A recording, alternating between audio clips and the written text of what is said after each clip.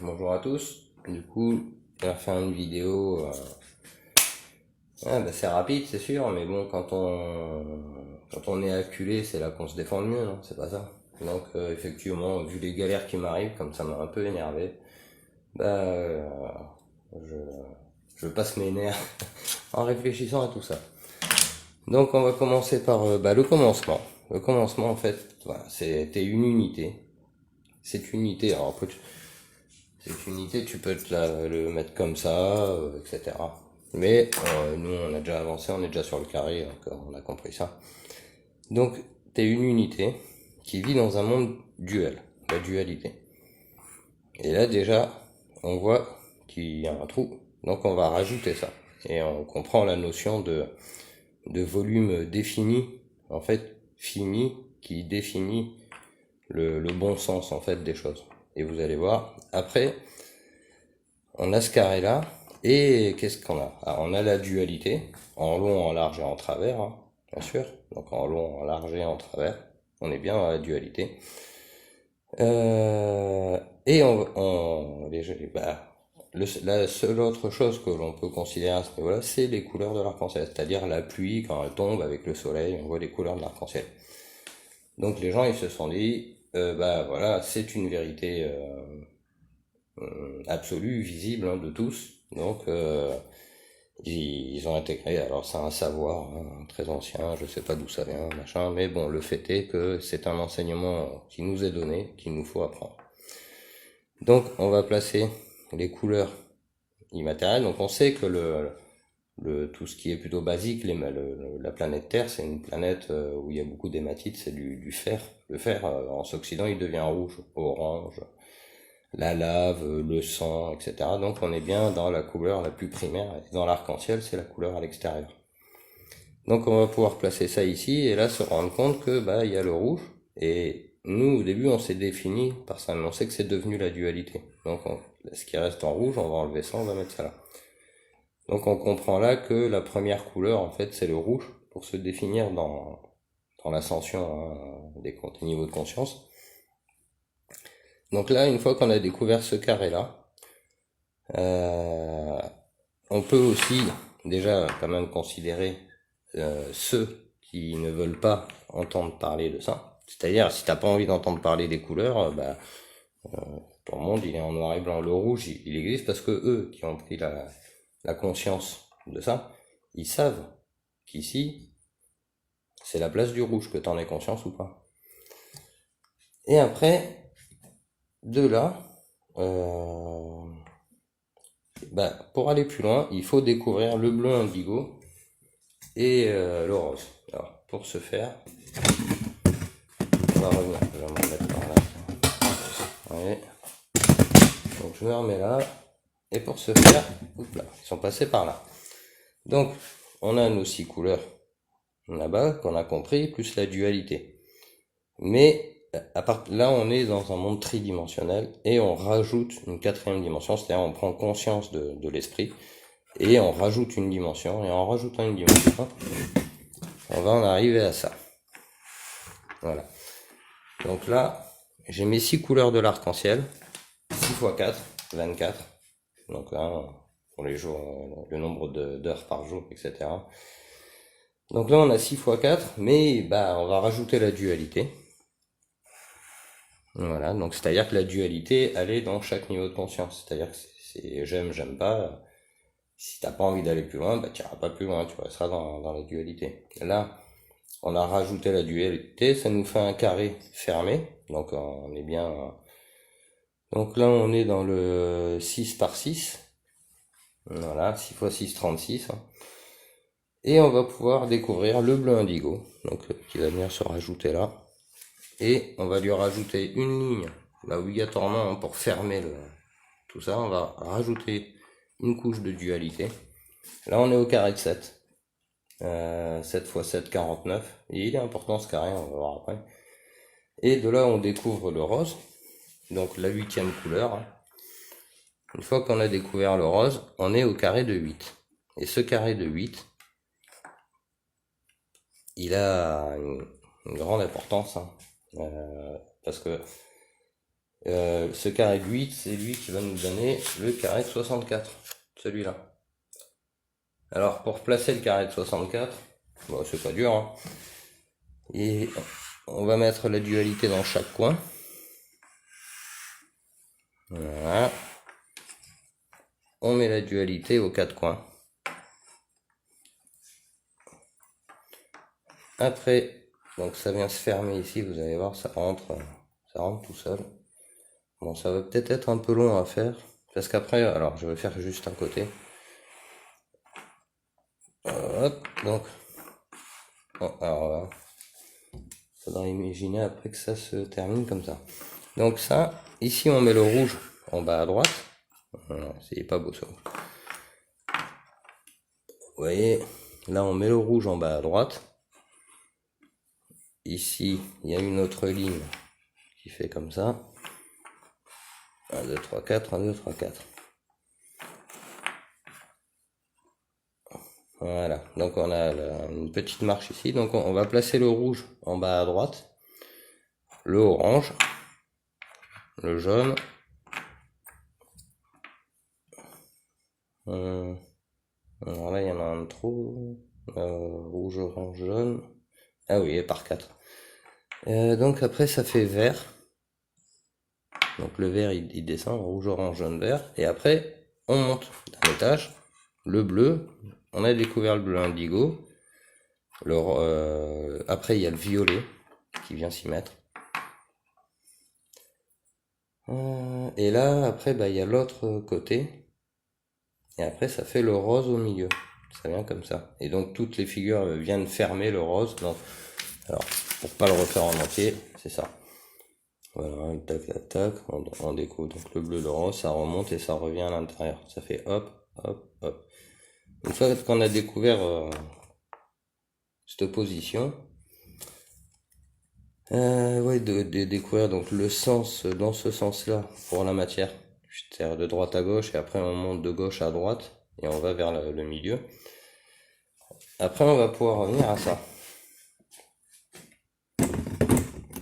Donc là on a fait tout le chemin qui nous amène au carré de 6, 7, 8 et là hop, on va revenir sur ces carrés là. Donc là en fait on a découvert ces deux carrés.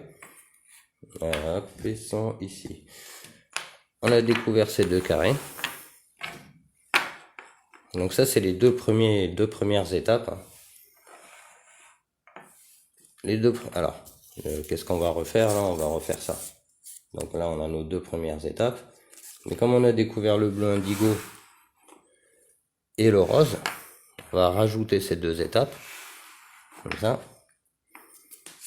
Et là, après, c'est l'immatériel, la dualité, le bien dans le mal dans le bien. Une fois qu'on a compris ce principe, on va pouvoir fermer le cube. Donc pour arriver à ces trucs-là. Voilà. Alors, on a une autre indication qui nous a mené à ça, c'est ces cubes-là. C'est-à-dire que comme il y a 6 faces pour 6 couleurs, on peut mettre les 6 couleurs de l'arc-en-ciel comme ça. Et après, on va découvrir le bleu indigo et le rose, et ça va rentrer. À chaque fois, on fait rentrer. Donc, ça va nous donner 3 cubes de 6 faces. Alors, c'est une fois qu'on est arrivé à ça, bah, on va arriver encore plus loin à ça. Voilà, le bonhomme avec son chapeau et compagnie. Donc on est parti d'une unité. Ça, c'est la partie de je vis sans savoir. Hein, alors évidemment, avoir envie de savoir, ça fait pas tout. Parce que faut quand même avoir des éléments et bon. Et moi, il m'a fallu quand même pas mal me creuser la tête pour arriver à sortir tout ça. Vous le savez quoi. Donc là, on a notre première étape, et cette première étape, elle est considérée dans ce cube. Ah oui, elle est cachée derrière. Donc première étape, c'est celle-là. Voilà, elle est bien considérée. Donc ce carré-là, il est bien dans le cube, il fait partie des 6 faces. Donc après, on continue, on arrive à ça. Et après, il y a encore un autre chemin. C'est-à-dire que là, on l'a fait en 2 dimensions. Là, on est monté en 3 dimensions. Mais il y a un autre chemin, comme on l'avait déjà vu. c'est le chemin avec les carrés. Donc ces carrés-là. Donc là, on a nos deux carrés qui vont nous donner une logique aussi, c'est-à-dire on arrive à 3 ici, au carré de 3. On peut pas passer au carré de 4 dans la matière. C'est le 4, c'est la partie immatérielle, c'est la quatrième dimension, la valeur de l'esprit, c'est l'esprit qui nous permet après de faire tout un tas de calculs. Pour comprendre ça, on a ça, donc on est au carré de 3, là-bas, on arrive ici, et on a une espèce de carré magique, là, 5, 7, donc ça nous fait déjà 2 carrés, et là on est à une valeur de 4, donc ça c'est l'équivalent du carré de 4. Alors le carré de 4, il a été, c'est celui-là, hein. Hop, mais ça va, c'est un peu après. Donc nous, après, là, on sait que ces deux faces-là, en miroir, ça nous donne 12. Donc ça nous donne 3 carrés. 3 carrés pour 3 dimensions. Donc c'est 3 dimensions là, et là c'est 3 dimensions. Ah, 1, 2, 3, et là 1, 2, 3.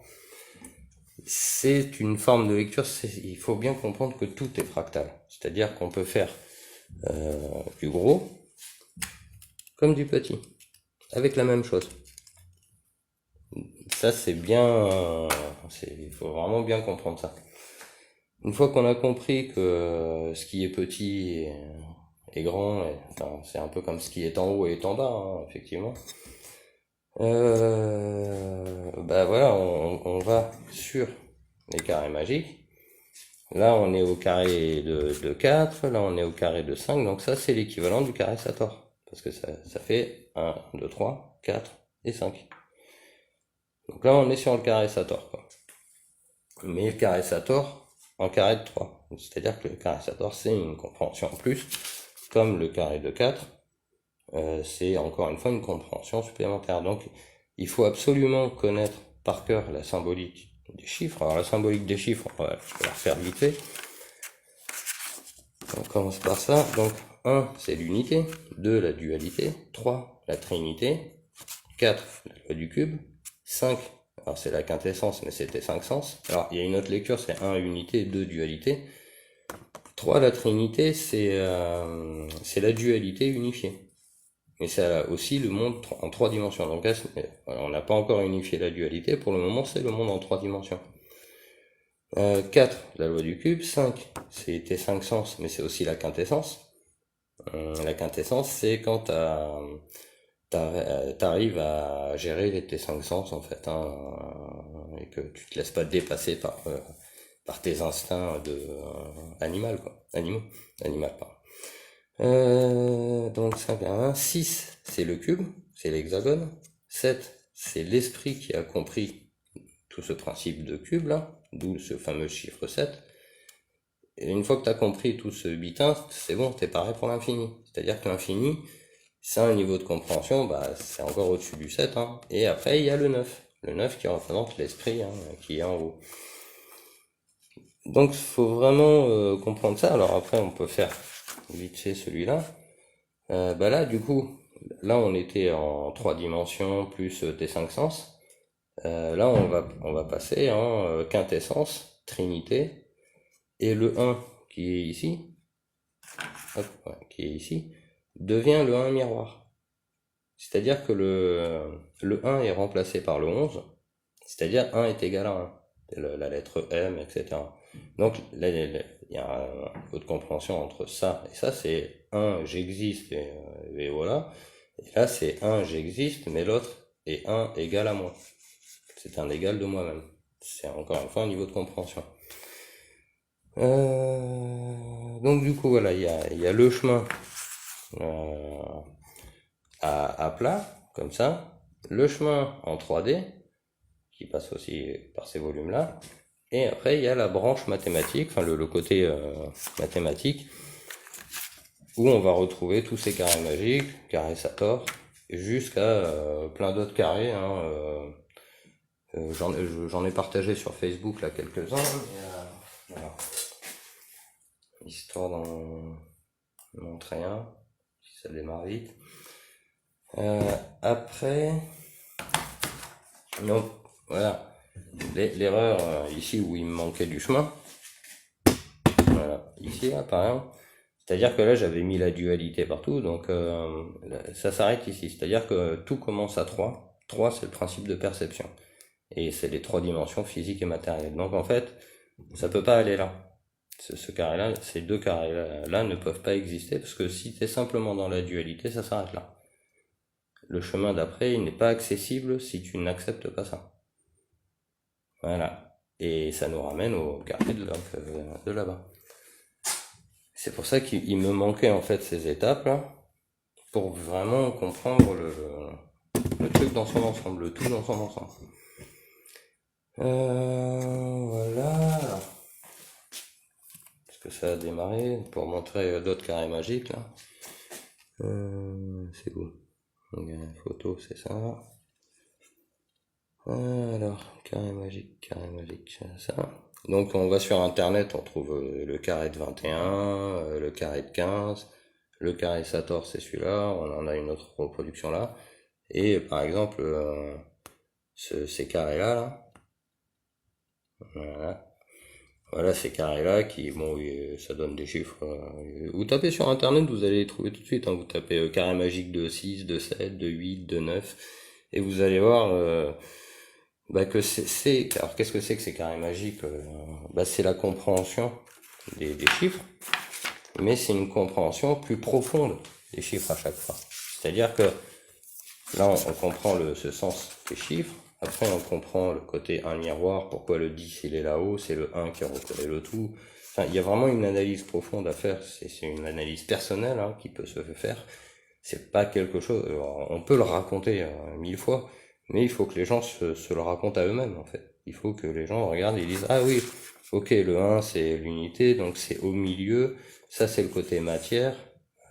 C'est pour ça qu'en bas à droite, par exemple, ici on retrouve le 6 et le 4. 6 et 4, c'est le chiffre de la matière. 4, c'est la loi du cube, et c'est le cube à plat, quoi. C'est le carré. Et 6, en fait, c'est les... non, c'est pas terrible, celui-là. Donc là, c'est le carré. Et 6, c'est l'hexagone. Donc, là, au début, en haut, c'est la loi du cube. Et en bas, on t'indique que 6, c'est la matière. Une fois que tu as compris, la loi du cube, elle vient en bas, et le 6, il va à gauche, dans le côté de l'esprit. C'est-à-dire que c'est compris. Alors, on pourrait parler des heures et des heures de ça, mais après en miroir, tout ça, ça nous fait 12.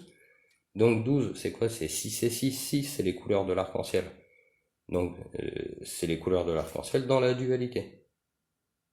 Donc 6 et 6, 12. L'esprit qui a compris ça, ça fait 13. Donc ce fameux chiffre 13. Une fois qu'on obtient le bleu indigo, ça fait 7 couleurs. 7 et 7, 14. C'est le chiffre 15 qui vient confirmer que tu as compris. Après 8, quand on arrive à la 8e couleur, ça fait 8 et 8, 16. Et l'esprit qui a compris ce principe-là, ça fait 17.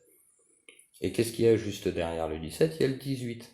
Et le 18, c'est 1, l'esprit, enfin le 1, coucou, qui a compris l'infini. Et oui, et après, ça va beaucoup plus loin, mais il faut vraiment que les gens fassent ça d'une manière personnelle, chez eux. Papier, stylo, une règle, des crayons de couleur ou des feutres, et puis refaire des trucs comme ça, et faites les assemblages, en fait, les assemblages, il faut les faire vous-même, chez vous, pour arriver à comprendre et intégrer tous ces principes. Voilà, sur ce, ça fait déjà pas mal de minutes là, je vais m'arrêter là. Je vous souhaite une bonne journée, au revoir.